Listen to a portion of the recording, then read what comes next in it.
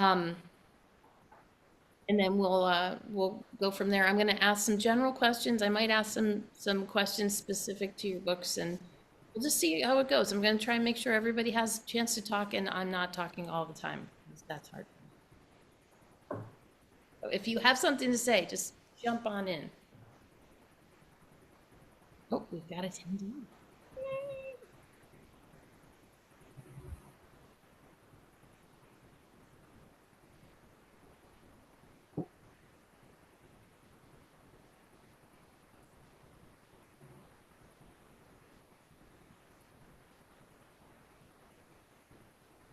Okay. Good morning, everyone, or good afternoon for probably most of you. It's still morning for me. My name is Billy, and I am the founder and organizer of Bookstore Romance Day, and I want to welcome you here to this panel that I think is going to be very entertaining on humor in fantasy slash paranormal romance. For anyone who hasn't been to a panel yet this year, I want to take a moment to thank all of our sponsors. I especially want to thank Bramble Books, who is our headline sponsor this year. Um, I will be dropping in the chat links to buy the books or audiobooks if you prefer that way. Probably some other things as they come up. For some reason, the Q&A is not enabled, so I'm going to go try and enable that now so that you can drop your questions in the Q&A, because if they go in the chat, they inevitably get lost. And I think that's all the housekeeping I have. I'll pop back in at the end. Oh, one last thing. Yes, this is being recorded. You will receive an email sometime in the future with a link to watch the recording. And with all of that being said, I'm now going to turn it over to Jen while I go try and figure out how to turn the Q&A on. Welcome, everybody. I'm Jen Simonic. I am a bookseller at Queen Anne Book Company in Seattle, Washington. Come on by and say hi to us. We just celebrated Romance Day yesterday. Yay. And I've been a romance reader forever. And I'm so excited about this panel. This is a fantastic panel that we have all together. So I'm just going to jump right in and introduce our 6 panelists and start asking them questions. We are going to take time at the end to have your questions answered. So as soon as Billy figures out how to get the Q&A, I'll take anything in chat as a question as well. So don't worry, I'm multi-talented there. Well, first up is Stephanie Burgis. Stephanie's newest book is Wooing the Witch Queen, which was fantastic and left on a note where I was like, I need the next one. She also is known for her Regency dragons. Stephanie Burgis grew up in Michigan, but now lives in Wales with her husband and 2 kids, surrounded by mountains, castles, and coffee shops. She writes sparkling fantasy rom-coms, including Wooing the Witch. It's the first of the Queens of Villainy trilogy, and if you haven't read it, those messy, messy women are awesome, and you should go and follow them. The Regency Dragon series, the Harwood Spellbook series, and more. She's also has 8 MG fantasy novels published, and including the Raven Crown duology and Dragon with a Chocolate Heart trilogy. Welcome, Stephanie. The next person we have is Marina. Marina is the author of Behooved and other novels for adults and teens. Lovely. This is the new thing, is having all the sprayed edges. This is a beautiful looking book and also really fun to read. You've got a wonderful arranged marriage that's kind of messy anyway. Bad things happen, good things happen. She also graduated from Brown University with geology and biology, and went to University of Ohio and has an MEd in environmental education. She is an avid swing dancer, an amateur naturalist, and she's often found dancing Lindy Hop or talking to birds and plants. I mean, so don't we all. She's based in the Finger Lakes region of New York. Welcome, Marina. Raise your, just so in case they don't have this stuff up, thank you. Next up, we've got Olivia Dade. This is her first foray into paranormal with what I always call the rom-zom-com, but it's the Zom rom-com. It's super fun. can't wait for the second one of that one either. And it was just released like a week ago, right? It was, yeah, just released this last Tuesday. So this is release week still. So she is a lifelong nerd. Olivia Dade has various rewarding jobs over the years: librarian, high school teacher, Colonial Williamsburg interpreter. God, I love you. But is thrilled to have finally achieved her ultimate goal of wearing pajamas all day and hermit-like writer, enthusiastic hag. She lives outside Stockholm with her delightful family and ever-burgeoning collection of books. Welcome, Olivia. And I have so many questions. So I'm hoping we get through everybody and we'll get to more questions. Sara Raasch, Sara, am I saying your name right? You say it however you want to say. All right. It's Sarah a big German mess. It's a big German mess. I love it. She's a New York Times and USA Today best-selling author with multiple books for teens, including historical romantasy duology The Witch and Hunter, co-written by Beth Revis, as well as romances for adults, Nightmare Before Christmas and Go Luck Yourself. And her next book that's coming out when? August 26th, end of the month. So soon, is The Entanglement of Rival Wizards. Absolutely phenomenal book, really fun. The characters are just so, you really want to root for them, and they're really, really, really, really fun. The release is coming the 26th, and it features rival grad students, and they hate each other, and they end up kissing. So what could be? It's somebody referred to it as Allie Hazelwood meets I don't know, Dungeons and Dragons. And Allie, I thought that was a pretty accurate thing. There's the academia part and fun sex scenes. Charlotte Stein, How to Help a Hungry Werewolf. Oh my goodness, what a lovely book. Charlotte is the RT and DABWAHA. I don't know what this is. Thank you. Nominated author of over 50 short stories, novellas, and novels, including the Library Journal starred When Grumpy Meant Sunshine, lovely book as well. And when not writing deeply emotional and intensely sexy books, she can be found eating jelly turtles, which I need to know what they are, getting way too excited over millions of movies and TV shows, and occasionally lusting after mustaches. She lives in Leeds with her family. Welcome, Charlotte. And then we have the ever popular, the lovely Kimberly Lemming. She is on an internal quest to avoid her calling as a main character. Very good. She can be found giving the slip to that new werewolf that just flew into town, or refusing to make eye contact with the prince of a far-off land. Dodging aliens and looking for Earth booty can really take up a girl's time. But when she's not running from fate, she can be found writing diverse fantasy romance, or just shoveling chocolate into her maw until she passes out on the couch. God, you guys are my spirit animals. Anyway, so Kimberly is known for the Mead Mishaps, which is a delightful series, and I don't think it's ending anytime soon. You've got 3 out, and I feel like there's going to be more. That Time I Got Drunk and Saved a Demon. That Time I Got Drunk and Yeeted a Love Potion at a Werewolf, what I still think is one of the spicier books I've ever read. You won. And the newest one, which has been out, it's out now, right? Yes, it's been out since February. All right. And I got abducted by aliens and now I'm trapped in a rom-com. A Why Choose Cosmic Chaos #1. And I feel like there's going to be more of that one too. There is. Excellent. All right. So I'm going to jump in with some questions.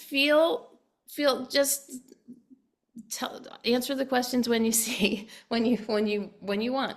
One of the themes that you bring up is how male-female contemporary romance still perpetuates some outdated gender norms, where men are lauded as good guys, and they're frankly doing the bare minimum, like, oh, he remembered my drink, and he has a job, and he doesn't cheat, and they're celebrated for things that most women would do for casual strangers, like, I know her coffee order, and I like to talk about her kids when I see her. So these tropes for contemporary romance readers like to see that man accepts responsibility for his actions, man apologizes in a meaningful way, man isn't emasculated by her excellence, man knows how to cook and clean without being taught.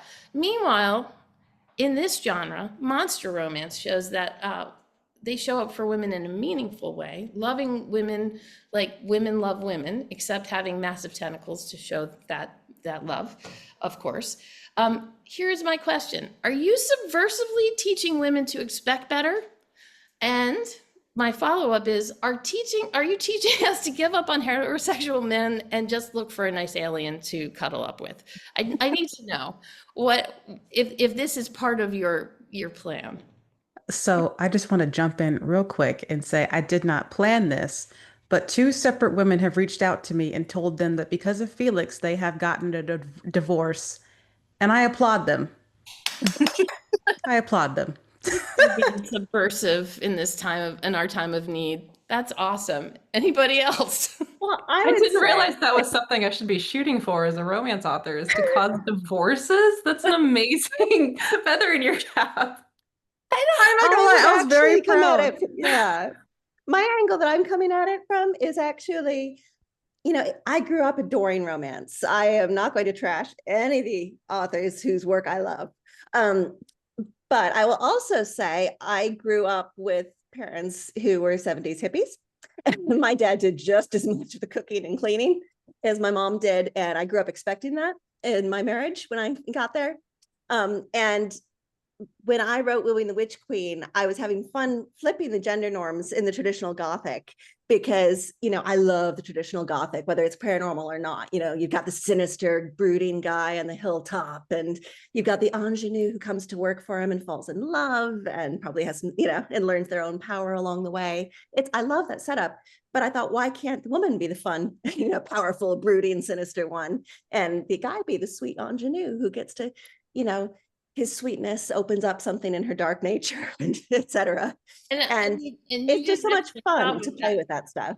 Yeah, that was a really fun aspect of that book because he was the damsel in distress. Yes, many he was different absolutely. Very- And she was the brooding, dangerous, terrifying alpha hero. And That was the And- thing that I wasn't expecting about Wooing the Witch Queen when I read it. I really did not. I for some reason I got into my head that it was the other way around. because And it usually oh my is. God, the squeal of delight I gave out when I realized what was going on. It's amazing. You. Anybody else have a comment on that? Are you trying to undermine heterosexual marriages everywhere? I mean, I would say that my contemporary romances are fully as sort of very cognizant of, trying to avoid gender essentialism, and trying to sort of avoid toxic masculinity and consent issues wherever I can. So I think within contemporary romance and other romance subgenres, there is also like a wide variety of different types of representation. I think for me, I try to write, if I'm writing a female character, I'm looking at the women I have in my life around me and sort of how strong and like interesting they are. I mean, they are the main characters of their own lives. They are the protagonists of their own lives. And then what sort of men would actually deserve the women in my life, if they are interested in men. Yeah. And sort of, write that, like what sort of partner would I want for a woman in my life who is amazing that I care about? And when I'm writing a female character in my books, it is a woman in my life I care about for that time. So who would deserve that person? And sometimes you may have a partner who doesn't deserve a woman like that, and then they get divorced, and that is, as far as I'm concerned, a positive good. So And Olivia, I was just Figured going to it say, out, I right? remember a great scene from your book at First Spite where the hero has been drawn into this monster romance book club. And he is saying, how are the women who read these books not going to be disappointed by ordinary human men? And I don't remember the exact answer your characters gave, but I remember it being a really good moment. So if you remember it. I would like to tell you, I do remember Read the book moment, so you can find out. but I'm trying to remember. I think she just said that, like, there are ways to show up for people and to be a loving partner that don't involve tentacles. And of course, if you don't expect, like, you're reading fiction. So like the separation of the two, there are certain things that are possible with a prehensile tale that are not possible Yeah, the Queen and There Sal are. tale. So, And if you've but not read the second book in the Mirth series, you really need to, because it brings in new possibilities. I'm gonna just say. So I had some specific questions, and they about these about for your writers, and let me just start asking them. Not Kimberly. I asked you for Sarah, for your book. Do you ever get pushback for writing male romance characters? Like it's two men, and I have heard people say, "Well, I'm not going to read that because she's not a gay man." And I'm always fascinated by it because I have a quick retort for that. But I'm curious what your quick retort would be. Yeah, that conversation comes up a lot on social media. It's been really prevalent. Like there used to be longer stretches between that conversation reoccurring, and it's just like everyone likes to get on that soapbox. Yeah.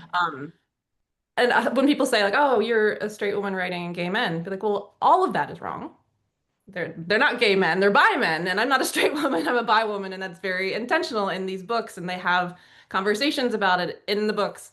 But when I started writing adult romances, there were a lot of reasons why I felt more comfortable writing from a male point of view and having the romance be between two men. I would love to write from a female point of view and have like female female or female male. Not for lack of trying, it just hasn't shaken out that way yet. And so a lot of the times, like the books that I'm putting out, like I've tried, I have other things in the works and I would like to. It's not always my decision what gets published and what gets to come out. So there's a lot of nuance to that answer, which when the conversations come up online and people are like aggressive in a comment section on an Instagram post, there's not a lot of room to be like, I know I'm trying to like have it not be such a black and white thing. But yeah, it's such a big issue to deal with and to talk about. But yeah, I've spent a lot of time thinking about it and trying to be intentional about what I'm putting out in the stories that I'm writing and why I'm coming from that. Just so, yeah, because I want to be self-aware. I want to put out the best art that I can. So whenever these conversations come up, I always kind of like self-reflect and like, am I doing that? No, I'm not doing that. I'm not being awful about it. So it's just people like to stir the pot every once in a People while. do like to stir the pot. My quick answer would be, for years, men have written about women and nobody's blinked. So why not?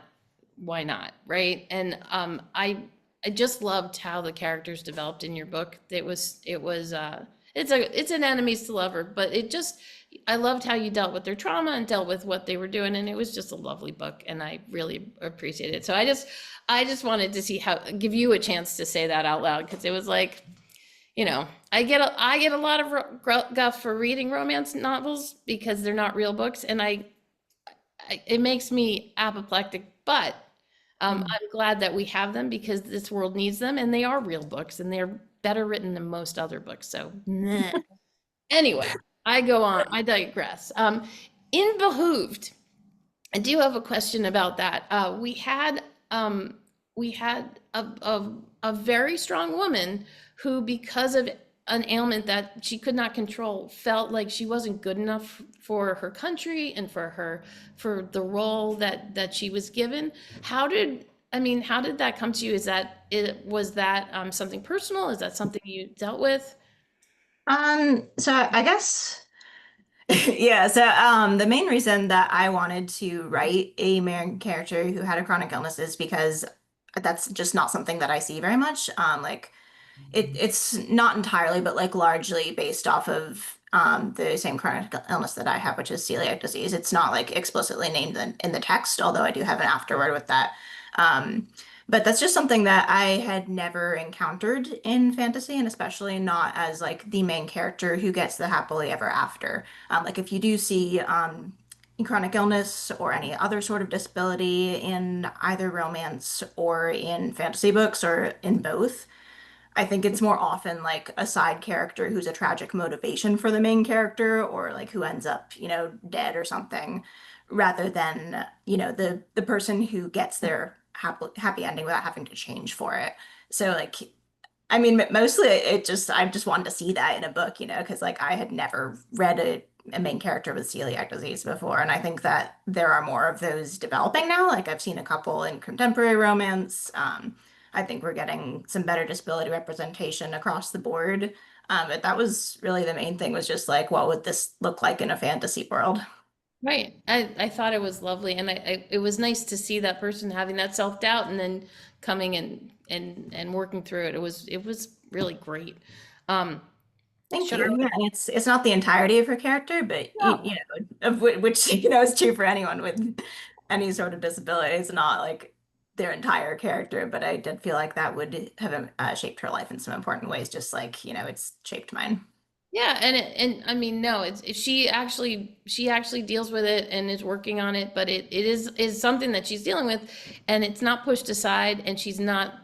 It's the main character who has it, which is amazing. So I was happy about that. Sarah, I was just going to say, if I could put on my reader hat instead of my writer hat, it meant a lot to me from the time I saw Marina's book announced, because I also I have a different chronic illness, but it means so much as a reader to see that not only represented in fiction, but given the chance to have a happy ending. And I think it's particularly powerful in the rom-com structure, because with Marina's book, and before that, the only one I'd really seen it in before was Talia Hibbert's Get a Life, Chloe Brown. You know, both times it's just so meaningful to see someone has a chronic illness. It's a real thing. It's a serious life-affecting thing. And yet she gets to have this fabulous adventure and romance and a happy ending that is in no way dependent on somehow magically curing the chronic illness, because that doesn't happen. yeah, 'cause that doesn't It just means a happen. lot. Even in fantasy, that doesn't happen. So it was great to see representation there. So thank you, Marina. Thank you. Charlotte, in your book, helping how to help a hungry werewolf, I almost cried when I read this. There was a very big betrayal. You guys have to get the book and read it, between two friends. But I think the biggest betrayal was, this was somebody that this character had wished and hoped that magic was real for, and the fact that that person, it wasn't in their life, was kind of tragic, because we all have those friends who have those like wishes and hopes with us, and then when they go away, you kind of question your own thing. I don't know if I have a question about that. I just felt it was so wonderful and such a great way to like kind of get the feeling of like how that main character felt after that. Do you feel like you wish that stuff was all real? I mean, I kind of do. Oh gosh, yeah. I mean, the main reason that I even want to write paranormal is that I've spent my whole life dreaming of other worlds and portal fantasies and what it would be like to fall into a magical world and that you didn't know was there, you know. And definitely that I love that sense of having a bond with someone, a friendship with somebody who shares that same. I mean, that's preoccupied most of my work, that idea of finding someone who has the same feelings as you about something else, and the loss if they go away, and the catharsis of getting them back and all that kind of thing. Yeah, those whole things have preoccupied most of my work, to be honest, not just a hungry werewolf. It was really nicely done, and it was one of those things where I was like, I mean, go back. Their childhood was focused around these things, and I think a lot of the things that we hope in those friendships we have in our childhood are so foundational to who we end up becoming, that when we lose those people, it's tragic. And I just thought you portrayed that in a really great way. So thank you so much. Olivia, I'm so excited that you're writing paranormal, and I do think that you're right. We've gone a long way from the bodice rippers of that I snuck into my bedroom when I was in the 70s from Harlequin. With your book, I don't think I've laughed out loud so much with a book. It was just ridiculously funny. I think my favorite character was the dude bro that we assumed that lived next door. And the fact that that we had groups of magical creatures living together in malls and things like that. Like, how on earth did you come up with all this? This was just so much fun. Well, you have to realize absolutely no one was clamoring for me to write a book about zombies. No one. So it was not under contract. There was no expectation from anyone about it. So when I was writing it, I basically just, I grew up, and I'm not comparing myself to Douglas Adams, but like a sense of absurdist humor is sort of baked in to what I love, Gary Larson and Douglas Adams, Hitchhiker's Guide and things like that. That is a lot of the base of my humor, which I not dial back in my contemporary romances, but I temper it more with like emotional, sort of a lot of more emotional heft, I would say. But when I wrote Zomrom-Com, I had just finished writing At First Spite, which is a book I deeply love, but it's partially about depression, based on my own experience of depression, and it was a really emotionally difficult book to write. So I wanted to write a book that was fast and actiony and like just really fun, because I was like, I want to rip out literal hearts instead of figurative hearts in this book. And so I wrote basically anything that I found funny. Like, and I tried to balance, like, if there was a really intense moment with a lot of action and suspense, then I wanted it to be a little bit less intense. So like originally when they go to the mall, it's after a very intense scene on a bridge. When they go there originally, it was actually going to be also another suspensey scene with like this gang of criminals in the mall, and it was going to be again another sort of more suspenseful set piece. But I was like, I think we need a break from this. Like, I want to be a Zomrom-Com. So I was like, what is the least threatening group of criminals? And that's how I came up with specifically Doug, the oversharing counterfeiter who just wants to be your friend and tell you about the counterfeiting process in far too much detail. I identify with Doug, and I was like, oh, there I am. I just need to say the comments blew up when you're like, no one was clamoring for this. Kimberly's like, I think she's lying, and I was waiting on pins and needles for this. Rochelle says, I was clamoring for you to write this. I just didn't know. So people are now, and I'm clamoring now, says Sarah. So lots of people are excited about this because, I mean, we've all been fans before, and now we get to see you be silly in the paranormal space. It's so much fun. I just kept assuming my editors would tell me to take out some of the more ridiculous aspects, and they did not. So if it, I was very grateful. So I wrote exactly what I wanted to write, and they let me keep it, which was really delightful for me. And hopefully for readers. And I'm going to say wise on their part, because get out of the writer's way and let them write what they want. Yeah, I always feel like that humor can really sort of like ground more fantastical elements, and that's something, Olivia, that you've gotten into your contemporaries, that there'll be sort of wild scenarios happening and things like that, but the humor kind of grounds it almost. And I feel like that really works well with like the zombie elements, like paranormal elements in general. Yeah. If you're saying that my contemporaries are also unhinged, you are probably correct. I do. All of us are. I think we are. Kimberly, I was watching your in prep for. It's so fun to say, in doing research on this topic, it's just the best. I did dive into your Instagram where you're like, I won. I finally won. My editor was like, maybe this is a little much, and I'm dying to know what book that was on. Okay. A little much. So that's for Aliens Book 2, and there's a scene where Blair thinks she might die, and so she's just like, well, I'm just gonna take this fuck ton of acid, because if you're gonna eat me, you're also gonna suffer.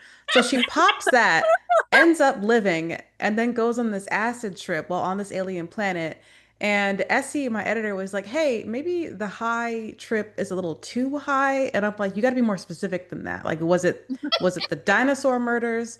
Was it the Ida Reed song?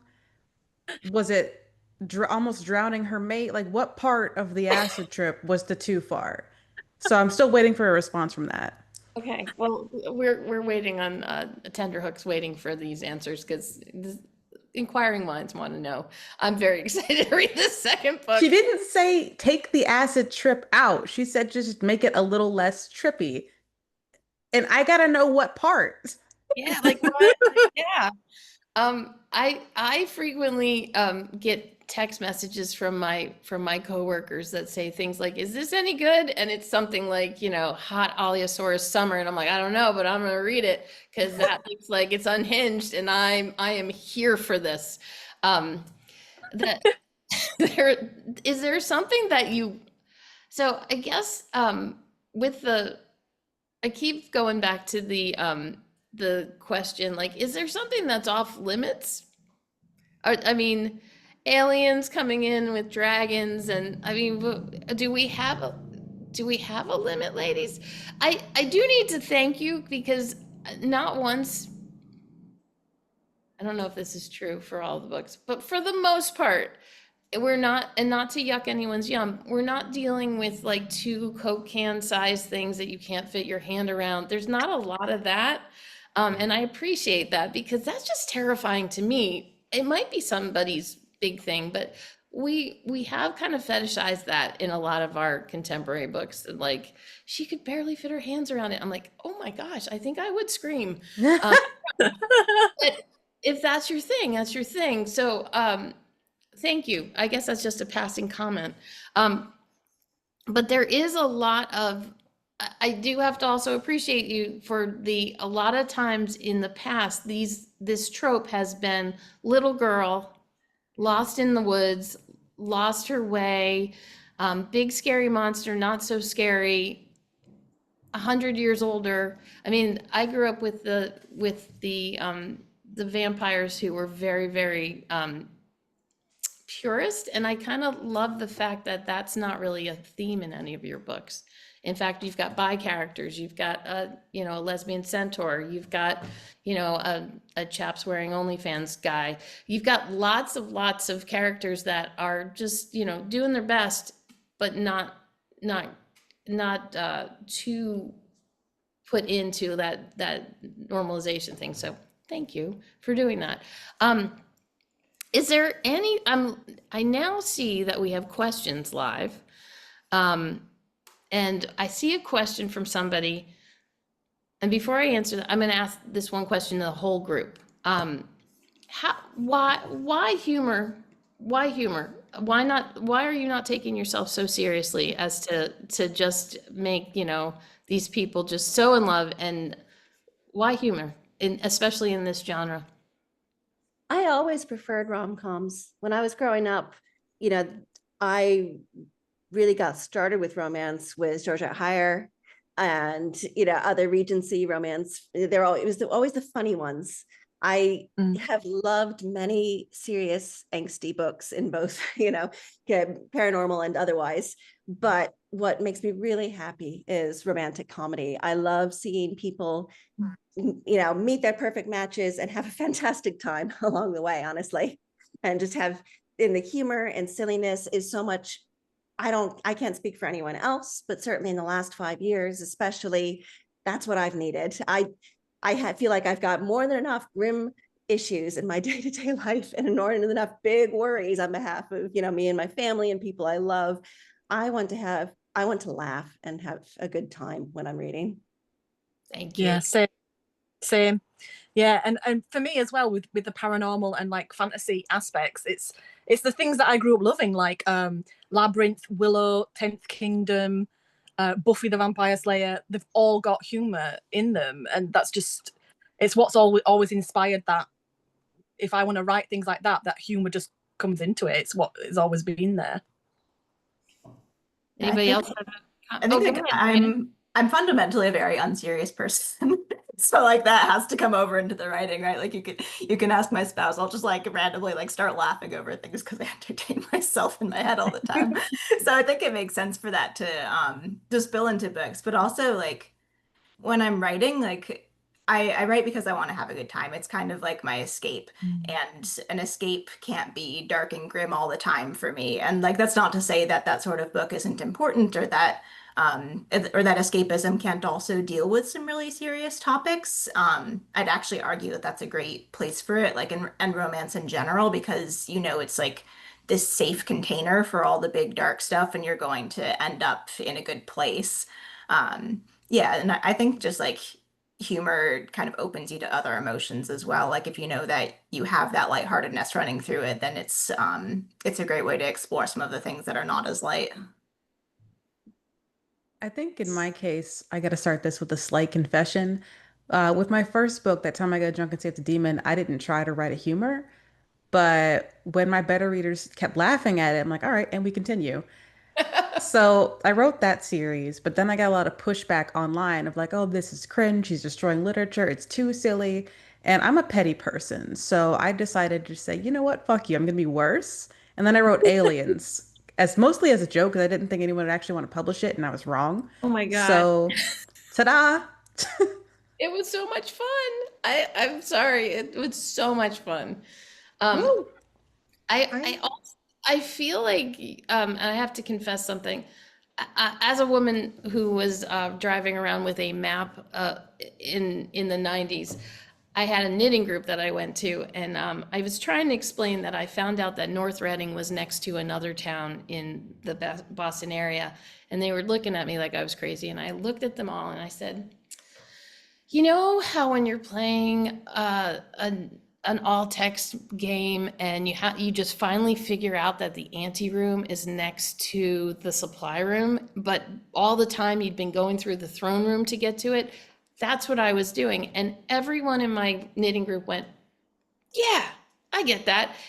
And at that point, I knew that I'd found my people, number one, and none of us had dated in high school, and it was totally fine.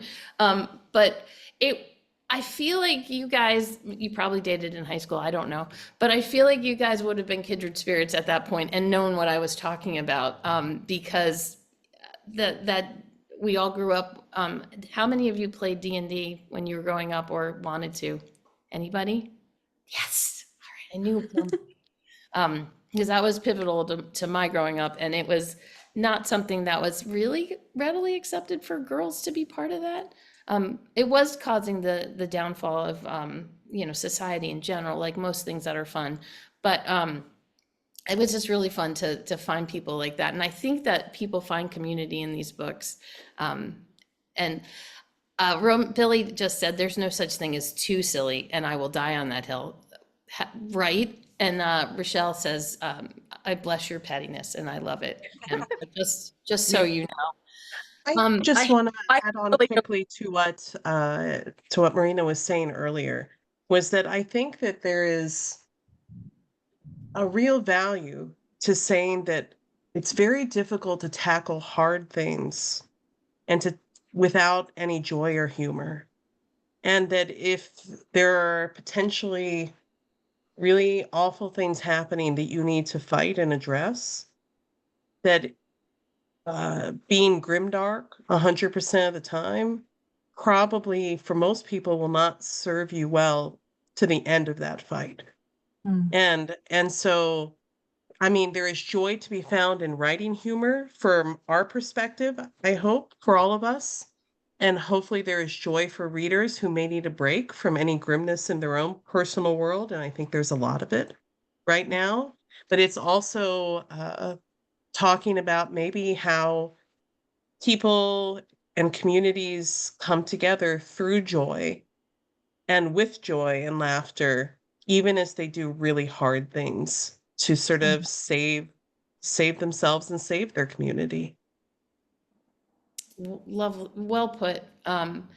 One of our chat people said, yes, thank you all for bringing us joy and humor so we can keep going in life. It strengthens us, and laughing makes your lungs stronger. And you need your strong lungs to, go out and fight. So thank you. Catherine, one of our people in the chat says, but guess what kind of anticipation romance novels use? It's positivity valenced. Romance novels, rom-coms, and non-tragic love stories, they all run on a blissful sense that we're moving towards something better. And that's a quote from Catherine Center, who Even though she doesn't have tentacles in her books, I love the Catherine Center. I love her books for just the kindness and the stories that she tells too. So we can love all of the different books. And someone says no tentacles yet for Catherine Center. She might, you never know. That would be a veer, but I'm here for it. Catherine Center, if you want to write a book with tentacles, I'm here to read it. Somebody said, Sin's personality was the hook that I wanted to indulge in. Such a treat.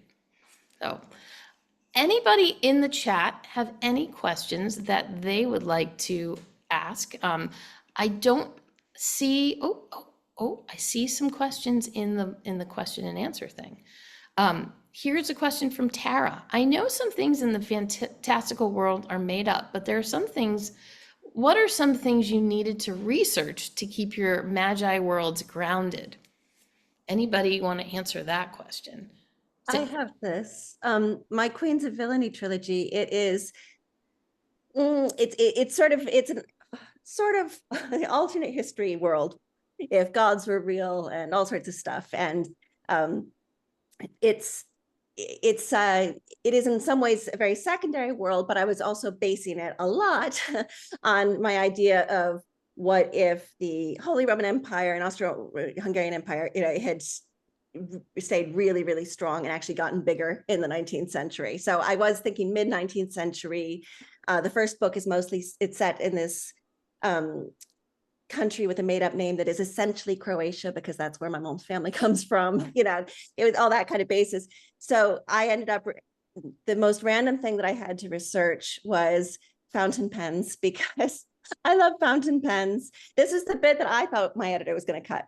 I thought, because I had my geeky, sweet poetry writing hero be a real geek for the new modern development of fountain pens as being so much better than the quill pens. And so I spent a ridiculous amount of time researching mid-19th century fountain pens. If I could have justified it with our budget and not had to pay rent, I would have been buying myself them to practice with. And so like the one thing when you read my book, you can see is like, oh, now I know exactly how mid-19th century fountain pens work and what is exactly when it comes to, fantasy romance for. Anybody else do? Kimberly, what are you looking up dinosaurs? What are you doing? Well, I did have to research a lot about dinosaurs. However, with book 2 of the Mead Mishap series, I spent like 3 hours researching whether or not it made sense for Bree to have a Molotov cocktail.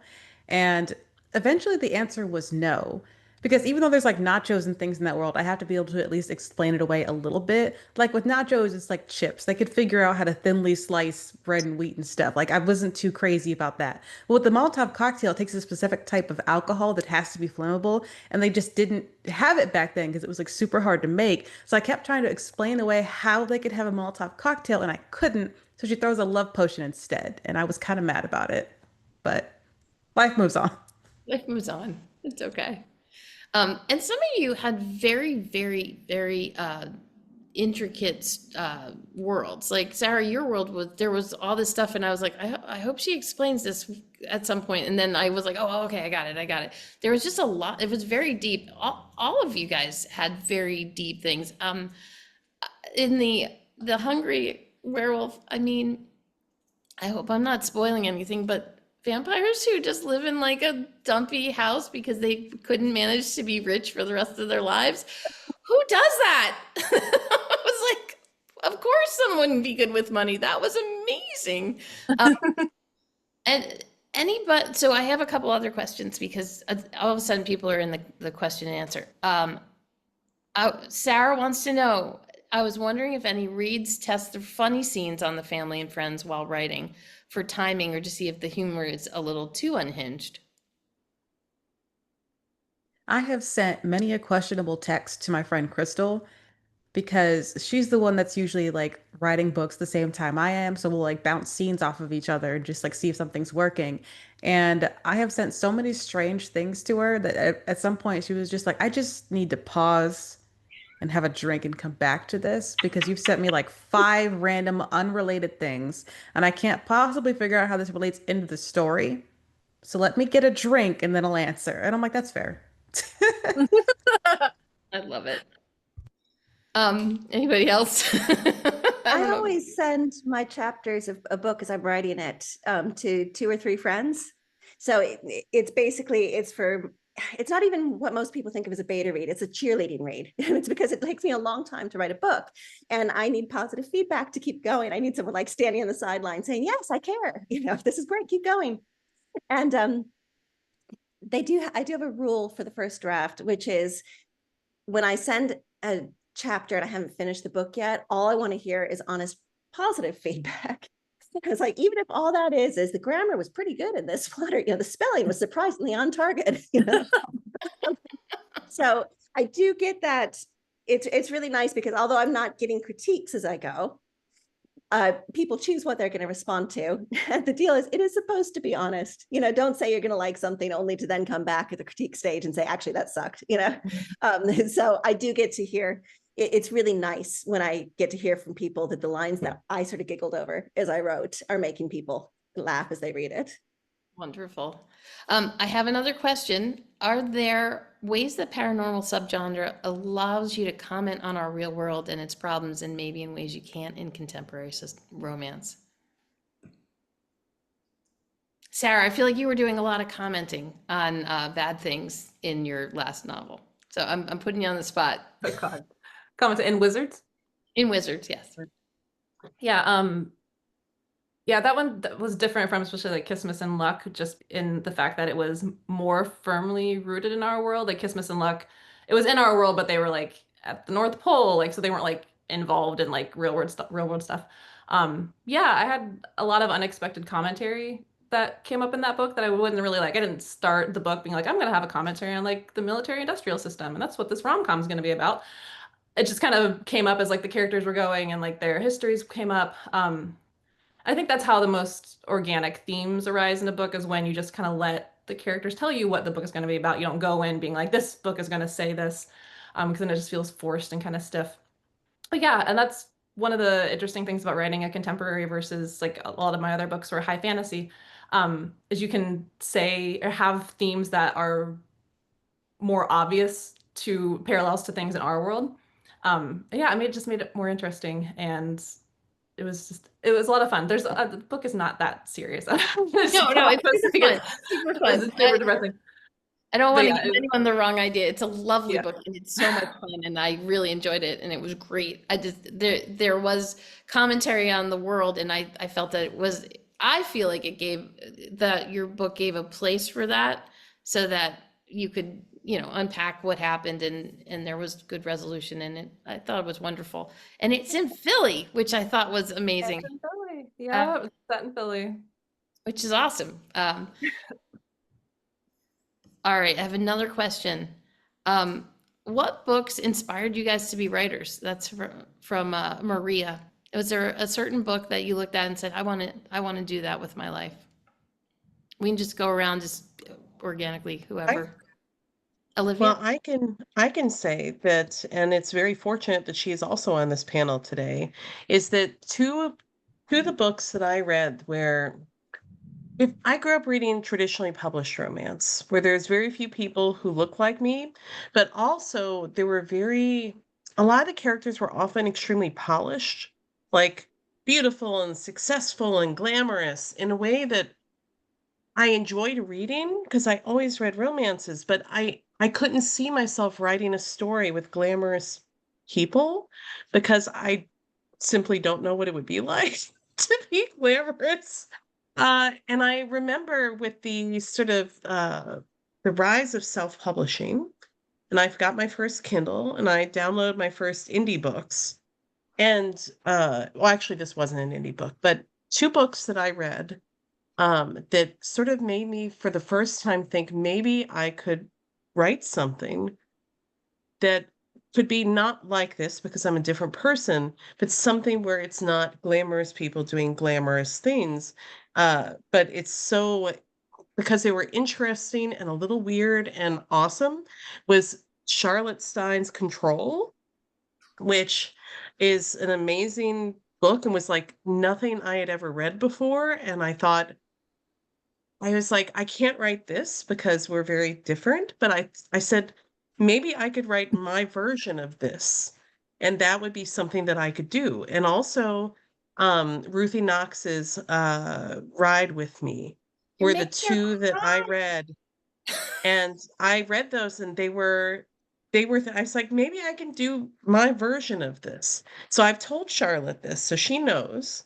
But like without reading and without reading, even though my books are not like controlled, but like without reading her book and without reading Ruthie's books, I don't know if in 2014 I would have like sat at my computer and started like typing a story about like librarians. Because what I'd seen in traditionally published books was not speaking to me that same way. So like I owe a huge amount to Charlotte. I've told her this before, but I love her very much and I love her work very much. And she's written all sorts of different types of subgenres, from futuristic to paranormal to contemporary erotic, all of it. And I wanted that too. So like as an author, that was also very inspirational for me. So thank you to Charlotte. Thank you to Ruthie too, even though she's not here. But yes, thank you to both of you. Oh, I didn't expect anyone to cry on this. I'm sorry. Sorry. Sorry, Charlie. Thank you. That was beautiful, Olivia. Anybody I was else? hoping nobody would spot that. Sorry, I'm eagle eyes. Kimberly, did you have something to say? Yeah, so mine's a bit of a two-parter. I don't know if anyone else here is an anime fan, but I watched Fruit Baskets at a young age, and Shigure, one of the characters, is a writer, and half of his whole shtick is that he's just like running away from his editor as she's just like lamenting over his next draft, and he'd be like, "Haha, I don't have it yet. Psych, it's right here." And I'm like, that's hilarious. I'd love that job. Skip to adulthood. I actually went to a Chuck Tingle show before COVID, and he's like, if you guys aren't writing erotica for like beer money, you're dumb. And I'm like, well, I would like beer money. So I started writing erotic shorts. And a year later, I wanted to quit my job. I'm like, you know what? I just hate everything. I'm going to write a book. And that's when I wrote That Time I Got Drunk and Saved the Demon. So Chuck Tingle, basically. Awesome. I'm so glad it's Chuck Tingle. That's amazing. That's amazing. The positive effect Chuck Tingle's had. Yeah, he's directly responsible for this. So, blame him. Yeah, that's wonderful. If you're not writing for beer money, erotica for beer money, I'm taking that to my grave now. That's gonna be my thing. I find lately I've been finding joy in that I've been reading some romance that does not involve a 19-year-old. Being 55, I've said it out loud. There are actually heroines out there that still have sex in their 50s. Like, how is that possible? I love that. The undertaking of Heart and Mercy, that whole thing just gave me love such that joy. trilogy so much, especially the last book. Oh, and we have, oh my God, Fruit Baskets. And that just popped up. We're running out of time. I could talk to you guys all day. We have about 5 minutes. So there's a couple, somebody's like, wait, Kimberly, where are these erotic shorts? I'm hoping they're on your website somewhere. Yes, so a few of them have been repurposed under my Kimberly Lemming name. The other ones that weren't good enough are gone and you will never find them. So, yeah. I love the idea that they're just really sexy shorts, like in their closet. I didn't want to. Sorry. Like the guy holding the boom for the going too deep into Star Wars weirdness. There are some sexy pink shorts in the canon of Star Wars. Look it up, people. It's hilarious. All right, I have another panel. Oh, okay. We're allowed to cover a little. We're good. We have a little bit more time. Paranormal also gets criticism. This is a little darker question. Gets criticism for monsters being coded as people of color in a way that's not respectful. I don't think that any of you are falling into this trap, but I'm curious how much you're making conscious choices to avoid that. That is a question from DF. Anybody?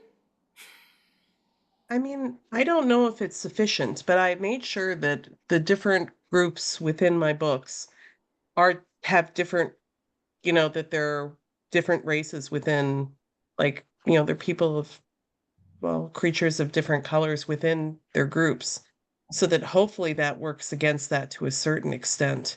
But it it is an issue that there can be an analog between so-called monsters and people who are not white, cishet. So I mean, I think it is an issue. I hope that I've avoided it, but sometimes it's hard to see it from the inside. I think, as with anything, it's making sure that you're always just reflecting on it and thinking about it, making sure that, I think when people fall into that trap, it's often because they've not really thought about it at all. And that's why I think it's, sort of have that bit of critical thinking and just consider it, and just consider the inner life of whatever character you're writing. I think is like super important. Yeah, and also like Olivia said, I think it's just really important to make sure that in a world that, whatever fantasy world, try to make it as diverse as the real world in all sorts of ways, which means in terms of different ethnicities, different skin colors, different religions, and also making sure there's neurotypical and neurodivergent people. So because there have been other stories I know where it comes up where particular, I have a lot of neurodivergent family members, and I haven't had an assessment, so I can't speak on my own behalf, although I would guess with both my kids diagnosed, I expect to have a diagnosis. Anyway, but there is a trap you can fall into where people who follow particular neurodivergent traits in our world, are particular kinds of monsters in a fantasy world, and that really, it's like nails on chalkboard. It can be, unless it has to be done with a lot of care by someone who knows what they're doing, which is anyway, I won't get off on a tangent, but I will say I think it's really important to make sure that if we've got humans and monsters, that we aren't coding the monsters with specific traits that are only associated with particular vulnerable groups in our world. How many of you use sensitivity readers? Well, I know that for I watched a panel with Abby Jimenez, and she says she has people who read through for sensitivity when she's using a certain type of person. Does anyone? I imagine. I mean, Olivia kind of touched on it. She has people that read that are different. Do you? Kimberly, do you have aliens with, purple skin reading to make sure that you're not representing them incorrectly? I'm being facetious, but you know what I'm saying. No, I actually don't use sensitivity readers. Most of the time before I was trad, I just had a diverse beta group, like as diverse as I could get it. I would just send it to pretty much whoever wanted to read it first, as long as I kept the numbers within like at least under 100 people. Yeah, most of the days, these times, I just leave it up to my publishers because they've been very good about that. Thankfully, it hasn't really been an issue. But yeah, I would just repeat what everybody's saying. Just make sure you write diverse characters. I think a lot of it boils down to just lazy, insensitive world building where you're not even realizing your own prejudices coming through. Like, for example, with Tolkien, with all of the orcs just being evil for evil's sake, and oh, whoops, they oftentimes have black features. Like, that is lazy, racist world building. And same thing with I think it was the goblins in Harry Potter. All of them are hook-nosed. They all handle money. I'm just like, come on now. Let's think a little bit here. So, just be conscious of what you're doing. Get a diverse group of friends. That's really the best thing that you can do. Expand your horizon. Yeah, I should say that when I was waving my hand for saying sensitivity readers, that has generally been on a bargain ad hoc kind of trade basis with friends who can read it. They have been nice enough to let me trade my own skills for theirs on that level. So it hasn't been money changing hands in my particular case, but it's been asking people who know more about this than I do to please, give it a read and and tell me. I actually asked my publisher to pay for a sensitivity reader. A lot of what people are saying about, doing the work for yourself and getting, getting diverse readers, but like as a final check, after we'd done the developmental edits, and I asked if my publisher would pay for it because it was really, really important to me to get stuff right. Even though I was writing from lived experience, I still wanted somebody else's eyes on it because that lived experience can vary so widely. All right. I think we have time for one more question if you guys are game, unless you have to jump off. Female or femme representing people often hide to make themselves smaller physically and personality wise. Do you find yourselves digging into the parts of your personality that you've kind of tamped down as you wrote comedy or romance? And what was your favorite part of that, if so? Anybody? What I you am see is a- what you get. Yeah. Now, see, I Just give am, it to me now. yeah, I'm a people pleaser, and I was raised to be a nice, middle class girl in the Midwest. And then I moved to the UK, where I was already seen as like kind of aggressive because I was American, Midwestern. And the way I talked, where, back in the US, I had been told to be more assertive, be more assertive. And I went to the UK and they said, oh my God, you're psychotic. When I first moved to Leeds, I had many people giving me like this look, and my British husband was like melting next to me from embarrassment because I wasn't picking up on social cues.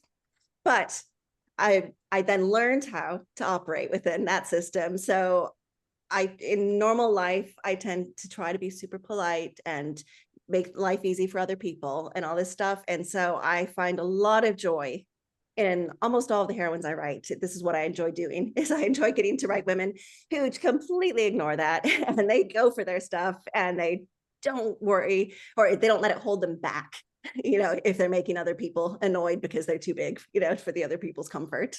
And I think that's incredibly cathartic and empowering, and I enjoy it anyway. My Well- characters tend to be pretty angry a lot of the time. I'd like to often show that, and that's definitely exponentially increased in the last 6 months or so. Yeah, because I think that it's fun to explore characters who are a mess and who are allowed to be messy in ways that you try not to be in real life.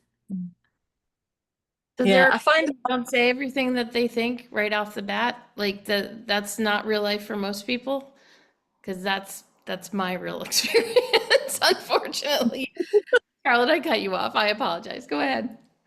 no, it's like I was just going to say that my characters are often anxious, but I frequently make them a lot bolder and more daring than I would ever be in, that I've ever been, and I enjoy that very much. I like my characters being able to actually voice what they're anxious about with people. I think that's something that happens frequently in my work, that they actually manage to say, you've hurt me, you've done this, you've done that, and just be much bolder about it. And I always enjoy doing that.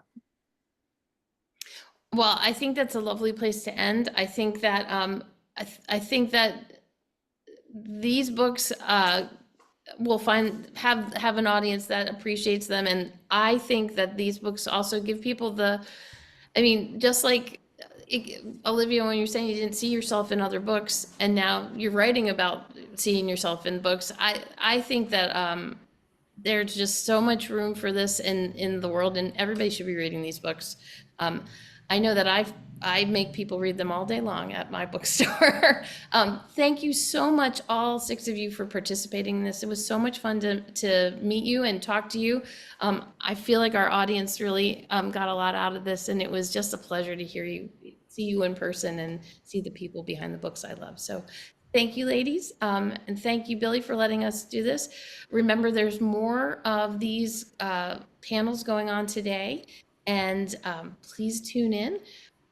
We really enjoyed maybe we'll do a romance bookstore weekend next time. I think I would really enjoy that. But thank you so much. And make sure you go to an independent bookstore and buy these books, because that's where they are all available. And you keep us in business and make space for these. So lovely. Thank you guys. Really appreciate Hi, it. everybody. you. This is Billy again. Thank Thank you. you all for joining us. Thanks for you to having the us. authors. Thank you you. to Jen, and thank you to all of our sponsors and to Bramble for being our headline sponsor. One more panel left to come this afternoon. Hope to see some of you there, and otherwise have a lovely afternoon.